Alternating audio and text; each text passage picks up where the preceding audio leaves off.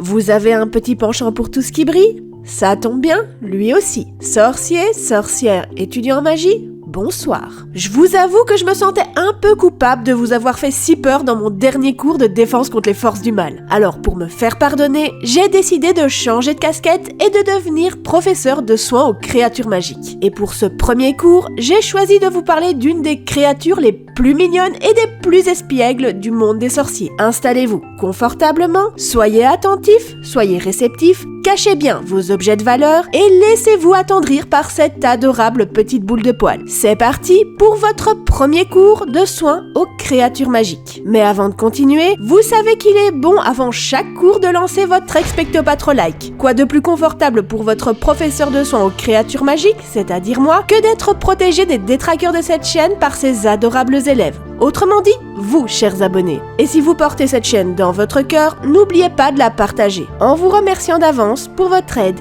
inestimable. Bon, si vous êtes toujours là après l'introduction, c'est que vous avez probablement envie d'en apprendre davantage sur la faune magique. Avec qui sait, peut-être pour vocation de devenir magizoologiste, comme Monsieur Dragono ou Mademoiselle Lovegood. Ce qui, je dois vous avouer, tombe très bien, puisque dans ce cours, je vais vous former un maximum à en devenir un. Que ce soit dans l'enceinte de Poudlard ou dans le reste du monde, les créatures magiques abondent. Elles sont chacune très différentes avec des caractéristiques qui leur sont propres. Et c'est bien pour ça que je dois vous mettre en garde. La magizoologie ne se résume pas à élever des nifleurs, à étudier le comportement des beaux trucs ou voler sur le dos des hippogriffes. Vous allez rencontrer des créatures magiques majestueuses, impressionnantes, adorables et d'autres qui le sont beaucoup moins et qui pourraient se montrer menaçantes, voire même assez inquiétantes avec des degrés de dangerosité plus ou moins variables. Restez très vigilants car vous pourriez être mordu, piqué, griffé et j'en passe de plus belle. C'est comme ça, c'est le risque. Mais que serait la vie passionnante d'un magizoologiste sans toutes ces aventures? Allez, fini de bavarder, passons aux choses sérieuses et commençons en douceur avec une créature magique que les lecteurs ont découvert dans Harry Potter et la Coupe de Feu durant le cours de soins aux créatures magiques donné par Rubéus Hagrid et qui par la suite a été sous le feu des projecteurs grâce au lancement des Animaux Fantastiques.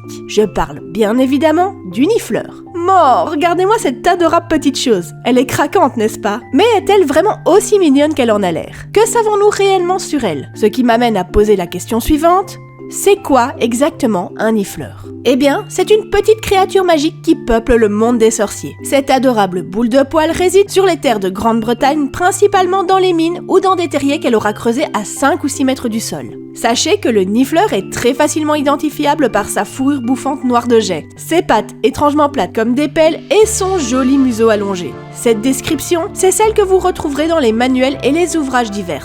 Et je ne peux donc m'empêcher de bien vous rappeler de distinguer de ce qu'on sait réellement du nifleur et de ce qu'on vous propose dans les adaptations cinématographiques. Car vous allez vite constater que les décisions artistiques sont parfois quelque peu surprenantes. Comme par exemple les jolis bébés nifleurs de toutes les couleurs que vous avez pu observer dans les Animaux Fantastiques 2. Pour tout vous dire, rien n'indique un éventuel changement de couleur dans les ouvrages. En d'autres mots, il est très peu probable que vous rencontriez un bébé nifleur d'une autre couleur que celle de base, c'est-à-dire noir. Bien qu'il soit tout de même envisageable qu'une mutation soit responsable d'une anomalie de couleur, où on pourrait tout à fait imaginer que le pelage du bébé nifleur s'assombrit en vieillissant. Mais ça, ce n'est qu'une hypothèse. Un autre exemple frappant est cette poche ventrale que possède le nifleur dans les films, et qui n'est absolument pas mentionnée dans les ouvrages. Même si je dois bien vous avouer qu'elle serait bien pratique pour notre nifleur, car comme le sac d'Hermione qui possède un sortilège d'extension indétectable, la poche pourrait contenir bien plus qu'il n'y paraît. Mais gardez en tête que cette poche ventrale ne fait partie que de l'adaptation cinématographique, et que donc, a priori, il n'existe pas de poche ventrale. Par contre, si nous en revenons aux caractéristiques physiques effectives de notre créature magique, nous savons que s'il possède un museau et des pattes pareilles, ce n'est pas pour faire joli. C'est principalement pour débusquer tout ce qui brille. Et autant vous dire que c'est son activité favorite, car il l'exerce durant la grande majorité de sa journée. Et c'est bien pour ça que les nifleurs sont très utiles pour retrouver les objets de valeur que vous auriez égarés, ou encore pour débusquer des trésors. Et quand on parle de trésors, on parle forcément d'or et autres métaux précieux. Et qui dit métaux précieux, dit gobelins. Car oui, si vous ne le saviez pas, les gobelins utilisent très fréquemment des nifleurs pour creuser la terre et trouver toutes sortes de petites merveilles bien cachées. Bon, après tout ce que je viens de vous raconter, j'imagine qu'un certain nombre d'entre vous ont très envie d'en avoir un, que ce soit pour leur adorable bouille ou pour leur côté utilitaire. Mais réfléchissez sérieusement avant d'être tenté par une adoption spontanée que vous pourriez regretter amèrement. Est-il vraiment raisonnable d'en avoir un? Eh bien, pour être totalement sincère, je ne pense pas que ce soit une bonne idée. Mais regardons ce qu'en dit un spécialiste. Et qui de mieux pour répondre à cette question qu'un magizoologiste? Alors, qu'en dit notre cher Norbert Dragoneau dans son très célèbre ouvrage « Les animaux fantastiques, vie et habitat ». Il en dit que le nifleur est de niveau 3 dans la classification du MDLM. Et si vous n'êtes pas très familier avec la classification du MDLM, je vous explique.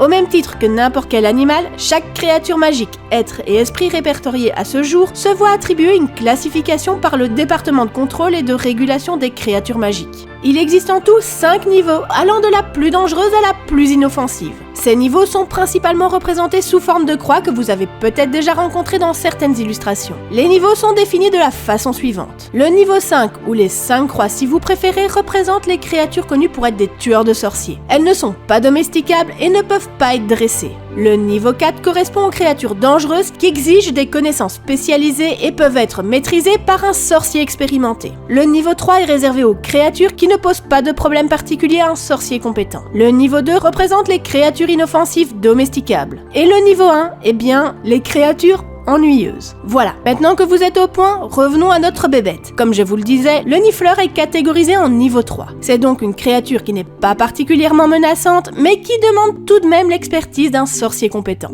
Comprenez par là que ce n'est pas un animal domestique, et que vous ne pouvez pas l'avoir à la maison, à part si, comme Norbert, vous êtes formé pour vous occuper de ce genre de créature. Et il n'est pas improbable que l'on vous demande d'être en possession d'un permis, d'une licence et de certaines qualifications avant de pouvoir élever un nifleur. De toute façon, je dois vous avouer qu'il n'est absolument pas recommandé de garder un nifleur chez soi. Malgré qu'ils soient très doux et affectueux par nature, ils peuvent se montrer violents si vous portez des bijoux, des lunettes, des piercings ou encore une montre. Comme on a pu le constater dans Harry Potter et la Coupe de Feu, lorsqu'un nifleur a sauté sur Pansy Parkinson et lui a mordillé son poignet pour tenter de lui arracher sa montre. Vous commencez à comprendre le problème?